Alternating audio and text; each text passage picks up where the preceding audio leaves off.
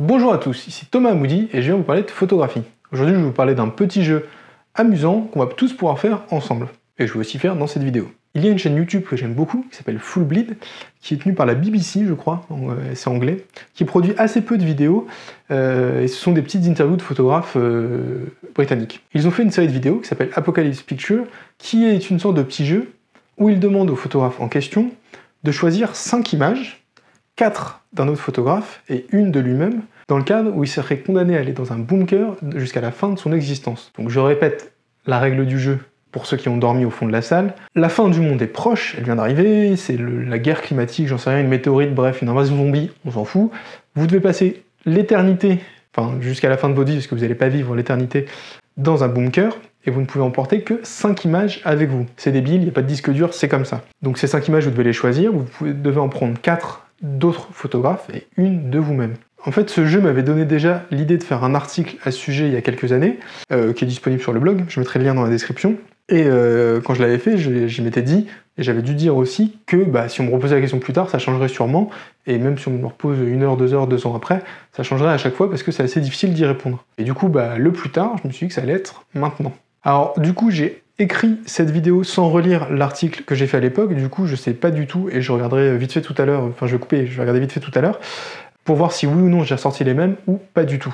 Et de votre côté, vous l'avez compris, je vous invite à faire l'exercice aussi, et à le mettre votre réponse en commentaire à la fin de la vidéo, en mettant si possible des liens vers les photographies pour ceux qui passeront après vous les lire, et parce que c'est un peu marrant, et c'est une façon de se connaître et de voir qu'est-ce qu'on aime, et qu'est-ce qu'on aimerait garder près de nous très longtemps. Alors la première photographie que je vais choisir, ce serait cette image de Joel Meyerowitz. Donc Joel Meyerowitz est un photographe américain, pionnier de la photographie couleur.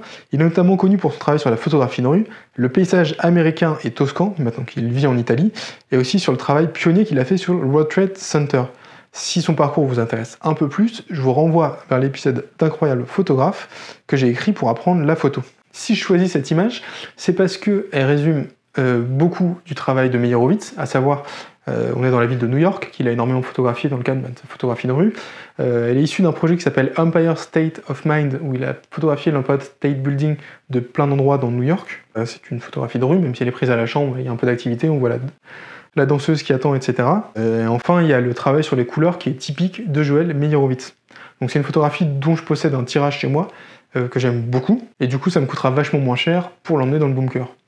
Gagnant. La deuxième photographie que je choisirais pour aller dans un bunker avec moi, c'est cette image. Alors l'image que vous voyez à l'écran est une photographie de Darren Almond, qui est un artiste qui vit à Londres. Il est diplômé de la Winchester School of Art en 1993, et il a aussi été nommé pour le prix Turner en 2005 et finaliste du prix Pictet en 2009. Qui commence tranquillement à faire sa carrière. Il est aussi l'auteur du livre qui s'appelle Full Moon, dont est issue la photographie que j'ai choisie, qui est ici. Je vous en avais déjà parlé dans une vidéo, je crois, où j'ai déjà dû vous le montrer. Si quelqu'un s'en souvient, qu'il le dise en commentaire, je lui offrirai un paquet de M&M's, promis. La raison pour laquelle j'aurais envie d'emmener cette image avec moi, c'est parce que déjà j'aime beaucoup la nuit, et que ces photographies sont des poses longues de la nuit à la lumière de la lune. Donc il y a une ambiance très très particulière dans ces images que j'aime beaucoup, et même plus personnellement pour mes travaux photographiques, j'aime beaucoup la nuit. Pour le projet Incolor, dont je vous mets un lien quelque part, je me suis beaucoup baladé de nuit à la recherche justement de cette couleur dans les villes. Même en argentique, j'ai commencé un autre projet sur la photographie de nuit, que j'ai pas encore montré, mais ça viendra dans très très longtemps. Et je pourrais pas le terminer vu que je serai dans mon bunker jusqu'à la fin des temps, mais cette image me montrera un petit peu de ce que j'ai manqué et de ce que j'ai laissé derrière moi. La troisième photographie que j'emmènerai avec moi est une photographie de Ralph Gibson. Donc la photographie que vous voyez à l'écran est une photographie, comme je l'ai dit, de Ralph Gibson. Donc Ralph Gibson est un photographe américain qui réside à New York. Il est très connu pour son ouvrage La Trilogie. Donc c'est 3 ouvrages publiés dans les années 70. Je coupe 2 secondes pour vous parler du bouquin. Donc la trilogie c'est ça a été réédité en 2015-2016 je crois, par Azan, qui en a fait un facsimilé avec les 3 ouvrages. Donc les 3 ouvrages ont été publiés entre 70 et 74, et il y a The Somnambulist, Déjà Vu et Days at Sea. Ce sont vraiment 3 ouvrages mythiques de l'histoire de la photographie dont il est l'auteur, notamment à cause de leur approche très très poétique du médium photographique. Bref, reprenons. Je parlerai sans doute un petit peu de ce bouquin dans une prochaine vidéo, mais c'était pas le sujet. Je choisirais cette image surtout parce qu'elle est très granuleuse. Il y a vraiment la photographie argentique telle que je l'aime, qui a du grain, qui a du caractère. On y retrouve aussi toute la poésie de Ralph Gibson, de ces images qui nous laissent rêver, divaguer, etc.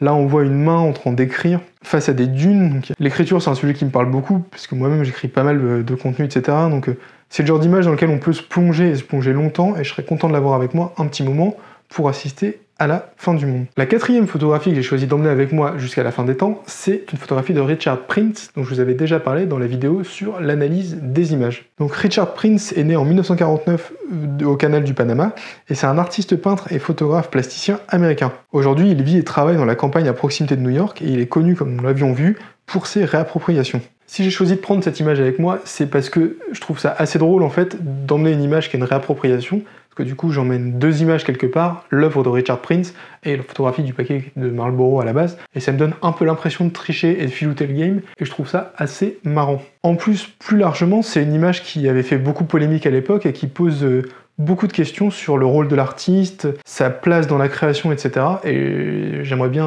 avoir le temps d'y réfléchir. Et c'est un sujet qui peut créer plein de débats et de réflexions intéressants, donc je trouve ça cool de l'avoir avec moi. Et la dernière photographie que j'ai choisi d'emmener, qui sera forcément la mienne, je vous la mets à l'écran. Donc c'est une photographie qui est issue du projet Adieu Paris. J'avais fait une vidéo qui est un peu le making-of de ce projet.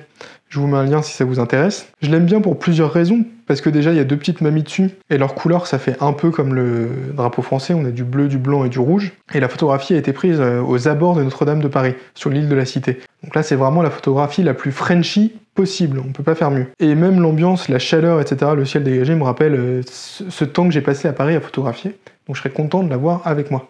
Donc désormais, je vous invite vous aussi à faire l'exercice en commentaire, à le faire dans votre club photo, sur votre forum préféré avec vos potes autour d'un verre. C'est hyper marrant à faire et c'est aussi une très bonne façon d'apprendre à se connaître photographiquement, de savoir ce qu'on aime et d'échanger avec les autres sur des images. Et 5 images, c'est pas beaucoup, donc ça permet vraiment de nourrir des débats et je trouve ça intéressant à faire.